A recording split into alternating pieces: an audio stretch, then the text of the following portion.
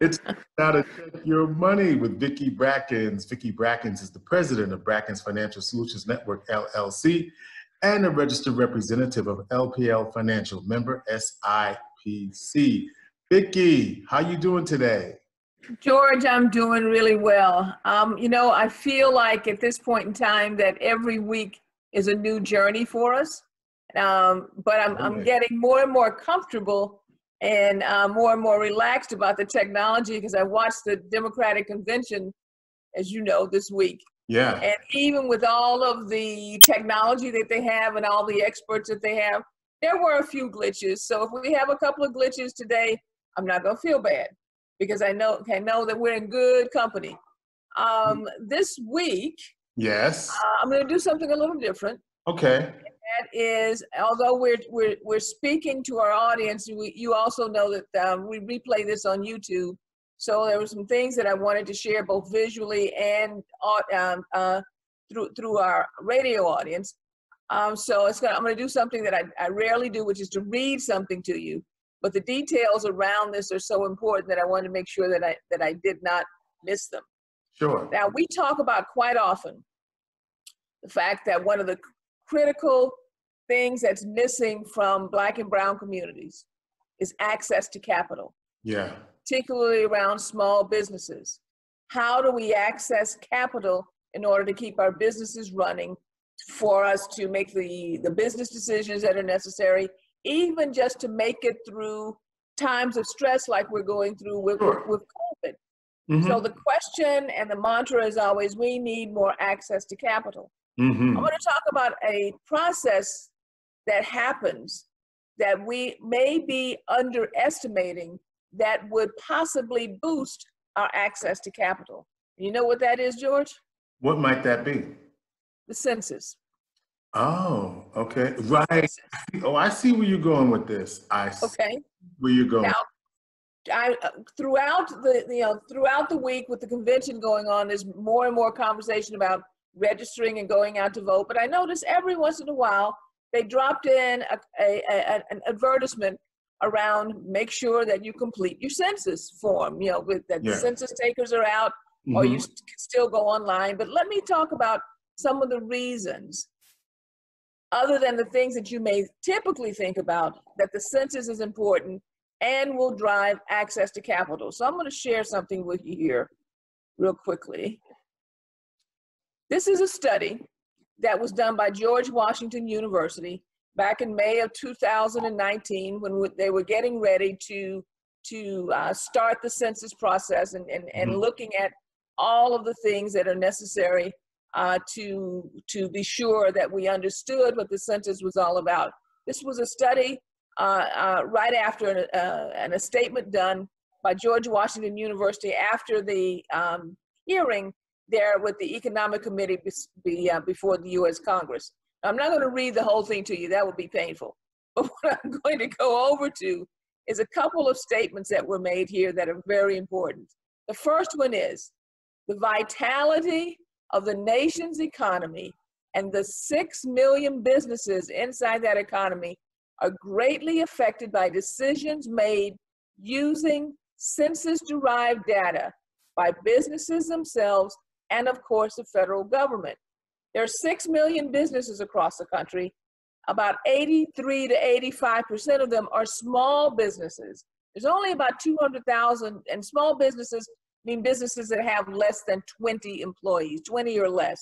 Sure. And then the rest of them, about 200,000 or so, are businesses that are above that 20 or 20 employees or more, which make up, another, 50% of the businesses, 20% of the businesses that drive more than 50% of the revenue into the country. But the census data for that 6 million businesses is extremely important because here's the thing, George, okay?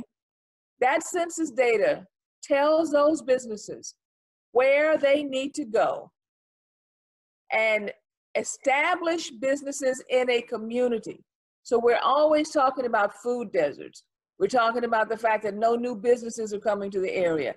And there are, yes, some social injustices related to that. But when businesses pull up the data They want to see that there is a thriving population there that will use the businesses that are contemplating moving to an area. So if we don't register and that information is undercounting a particular population, then the likelihood of a business locating there drops. The second thing that I wanted to point out is this. By law, the federal government uses census-derived data to guide the allocation of, listen to this number, $900 billion annually. Wow. Oh, yeah.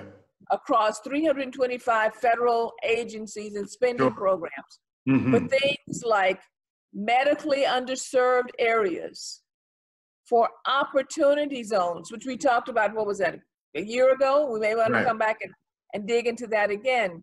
Or for things like CHIP and mass transit, or for things that are guided by the federal government as far as any of the employment training programs. But if an area is undercounted, then when we get into the allocation process, those areas are going to be shortchanged, and access to the capital needed for supporting families and supporting small businesses in those particular areas will be undercounted as well.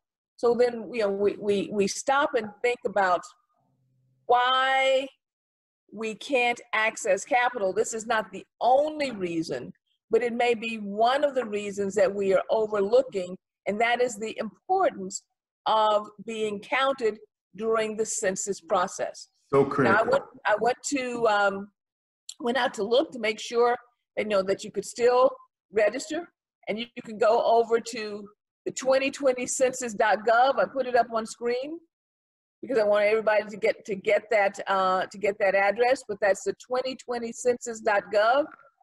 By going to the 2020census.gov, you can still register online. There are going to be individual census takers coming around. Sure. I know that it's a little nerve-wracking when somebody knocks on your door and you don't know who it is. So go online and get registered. Go ahead and do. I have done it. It takes about 25 minutes to actually do and have all the information there necessary. Maybe it's not even a lot of. It's not even, and that's as long as it can take. I mean, it's really long. Yeah. I mean, in some cases, it may take even less. Okay, because you don't have a lot of people in the household. It's, and, you know, it's pretty cut and dry. Or if you're single, but do it. Do it. We have two critical things that are happening this year: the census and the vote. We'll talk about the vote probably next week and the week after that. But the census information for driving economic activity is critically important. When companies decide they want to locate to a region, they're going to look at the census data to see if there's enough workforce there to support the business or service that they are trying to provide.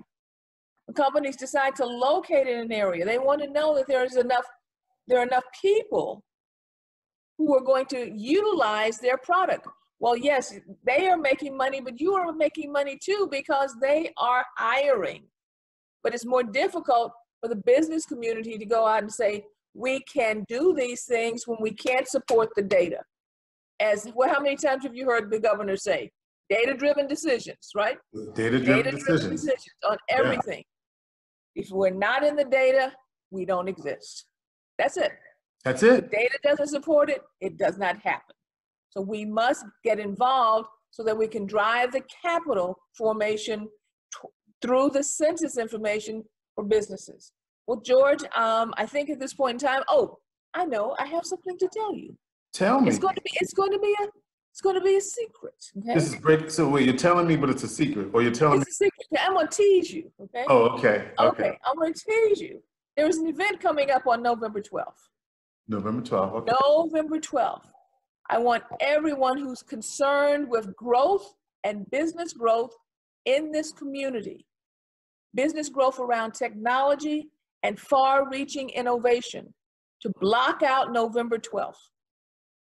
I want you to block out November 12th, and I want you to start doing something really even more important than blocking out the date. I want you to start saving your money Okay. so that you can participate. That's a little over 10 to 12 weeks. Save $10 a week so you'll be ready. 10 bucks a November week, 12th. 10 to 12 weeks. Okay. It will be absolutely worth every dime that you're going to spend to be there. And I'm going to make that announcement in 2 weeks as to what we're going to do with that $10 a week, because the event that's coming up is going to blow your mind. But George, at this point in time, I'll say our plate is full. If you have any questions, feel free to give me a call at area code 315-930-4499. Follow us on Twitter, like us on Facebook, and subscribe to us on YouTube. I got them all done this week. And subscribe to us on YouTube. You. All right. Vicki Have a Brackens. wonderful week and talk to you again soon. Okay, our plate is full. Okay. Vicki Brackens is America's money maven. Vicki Brackens is the president of Brackens Financial Solutions Network, LLC, and the representative of LPL Financial, member SIPC. Inspiration for the Nation is in partnership with Brackens Financial Solutions Network to bring you the very best in money advice.